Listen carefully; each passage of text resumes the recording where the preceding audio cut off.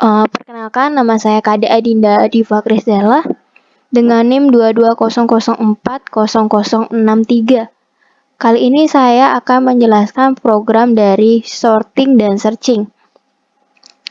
Oke. Pertama, sebelum kita memulai sebuah program, kita harus menggunakan header. Header dalam C++ kegunaannya untuk apa sih ya?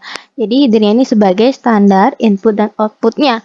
Ada apa aja? Nah, bisa kalian di sini ada include_time.h, include iostream, conio.h dan windows.h. Karena biasanya yang basic.h ini versinya itu agak lama. Nah, lalu ada using name std. Nah, int main dan int fill yaitu sesuai dengan yang katakan yang sesuai dengan yang akan jelaskan yaitu mengenai sorting dan searching, yaitu ada bubble ya, ada bubble sort, ada insertion sort, ada selection sort, dan binary searching serta sequential searching. Nah, cout masukkan pilihan Anda gitu. Kalian nanti tampilnya ini mau yang kalian inginkan itu apa? Kalian bisa milih di antara kelima ini. Oke, shoot pilihan. Jadi saya memakai dari Sweetcase ya. Nah, oke, selanjutnya saya akan membahas bubble sort. Nah, bubble sort itu merupakan proses pengurutan yang secara berangsur-angsur berpindah ke posisi yang tepat. Oke, di mana bubble sort ini dari kata bubble yang artinya gelembung. Jadi di sini saya menggunakan dari Sweetcase ya. Jadi bubble sort ini saya jadikan case yang pertama dengan menggunakan sistem CLS. Kenapa sih saya memakai sistem CLS? Nah, jadi supaya saya dapat membersihkan layar pada program sehingga dapat menentukan program. Jadi kita tuh nggak perlu menutup program atau membukanya kembali saat kita menghapusnya gitu. Nah, selanjutnya ya, short and line dan cout bubble sort. Oke, di mana saya menggunakan int integer T1 dan T2. Lalu ada int whole dan saya juga menggunakan array. Array-nya ini sebanyak 5. Nah, perintahnya itu cout masukkan 5 angka n line. Nah, lalu ada for dalam kurung int i sama dengan 0, i kurang dari 5 dan i plus plus. Angka ke mana i plus 1 sin array i.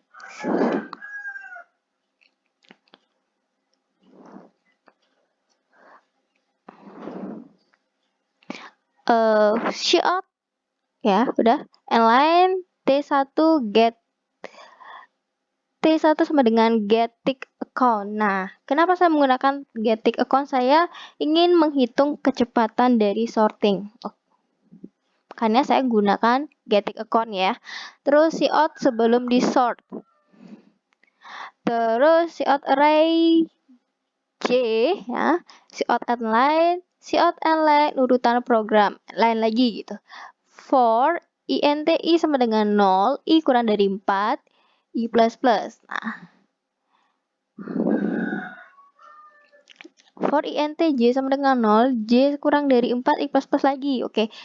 If array j kurang dari array j plus 1, whole sama dengan array j sama dengan array j plus 1, array j plus 1 sama dengan whole ya.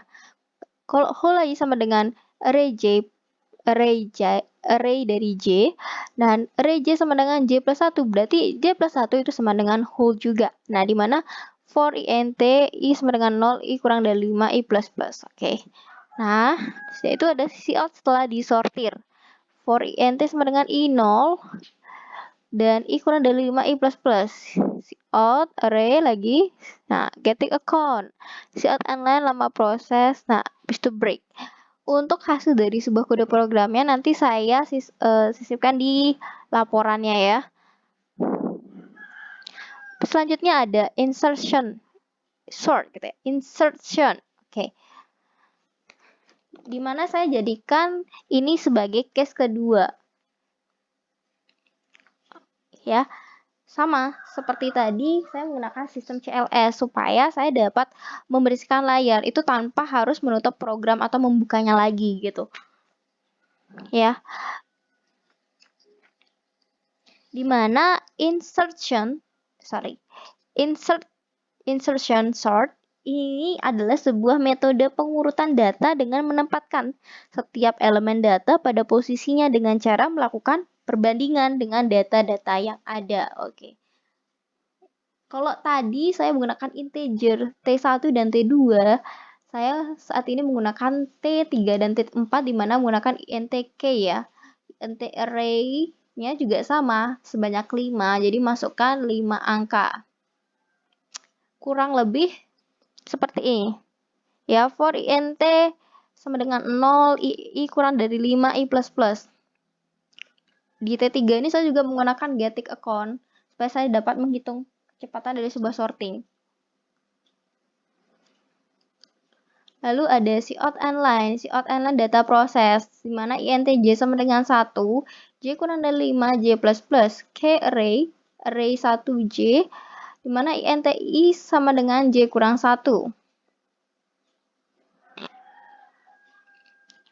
Nah, selanjutnya di T4 saya juga menggunakan getIq account ya.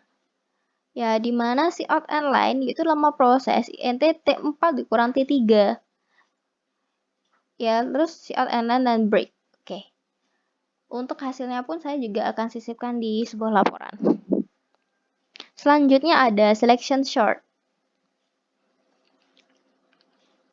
Nah, selection sort itu juga sama ya.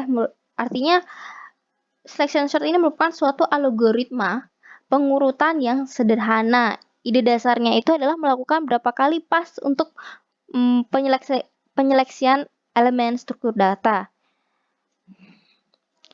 Jadi,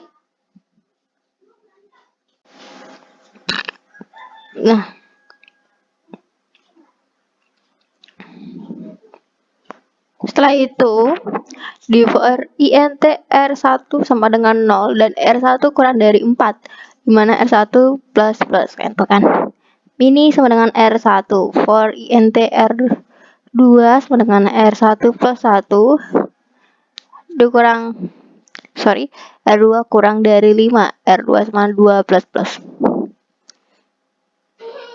Nah, bentuknya seperti ini. Lalu cout setelah disortir. Lalu for int key sama dengan 0, key sama dengan kurang dari 5, key plus. T6 getIq account. Cout line lama proses. Int T6 kurang T5. Oke, break. Selanjutnya kita akan membahas mengenai binary searching. Ya. Jadi saya gunakan binary searching sebagai case keempat. Di mana saya juga menggunakan sistem CLS. Ya, benar banget. Jadi sistem CLS itu digunakan untuk membersihkan layar pada program sehingga dapat menentukan saat menghapus data tanpa harus menutup program atau membukanya kembali. Nah, jadi di binary searching ini ya, itu salah satu syarat binary searching ini dapat dilakukan yaitu data harus sudah dalam keadaan urut ya. Jadi nanti pada saat kita compile run itu kalau bisa pas masukin arraynya itu harus dalam keadaan urut. Dimana cout n garing n masukkan jumlah data, sin data, nilai data, dimana intx sama dengan 0x kurang dari data x plus gitu. Kenapa? Karena saya di sini menggunakan integer dari data. Nah, mana for int x sama dengan 0 x kurang dari data ya.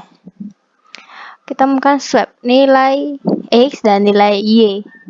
Data telah terurut di mana int x sama dengan 0 x kurang dari data x plus. Cout nilai X. Cout and line INT cari, masukkan nilai yang dicari, sin cari. Awal, tengah, akhir indikator sama dengan 0. Awalnya sama dengan 0, akhirnya 5 kurang 1. Dimana while-nya, indikator dari. Dan ada tengahnya juga, awal plus akhir bagi 2. If nilai tengah sama dengan cari indikator sama dengan 1, break. Else sama if-nya itu adalah nilai tengah kurang dari cari. Awal sama dengan tengah plus 1. S akhir sama dengan tengah min 1. If indikator itu sama dengan 1. Dimana si outnya nilai ditemukan pada indeks keberapa gitu ya. Nah, lanjut else-nya data tidak ditemukan. Jadi kalau ini if-nya jika data ditemukan. Nanti misalnya di sebuah data yang kita cari itu ada, jadi ini nilai ditemukan. Kalau tidak ada berarti dia menginformasikan bahwa datanya tidak ditemukan. Oke. Selanjutnya ada sequential search. Sama, saya juga menggunakan sistem CLS. Yang dimana sequential search ini merupakan suatu teknik pencarian data dalam array yang akan menelusuri semua elemen array. Ya, kita lihat di sini. Saya menggunakan integer i, integer n, integer kayak ketemu gitu. Integer array-nya sebanyak 5. Program searching linear, masukkan banyak data. Nah, kayak misalnya lihat di sini i sama dengan 1. I kurang dengan 1, i kurang dari sama dengan 5, i plus plus. Masukkan data, cout and line, input bilangan yang dicari, sin, cari cout ya, seperti ini. For i sama dengan 0, i kurang dari sama dengan 5, i plus plus. Dimana if-nya array i sama dengan yang dicari. Kalau ketemu dia sama dengan 1, cout ditemukan pada indeks data ke. Nah, jika dia ketemu sama dengan 0, maka dia data tidak ditemukan. Dan gets itu adalah mengakhiri. Oke. Kalau dia datanya ditemukan, berarti dia bernilai 1. Jika datanya tidak ditemukan, berarti bernilai 0. Nah, jadi sekian pemaparan dari saya. Mohon maaf bila terdapat hal yang tidak berkenan. Saya mohon maaf dan terima kasih.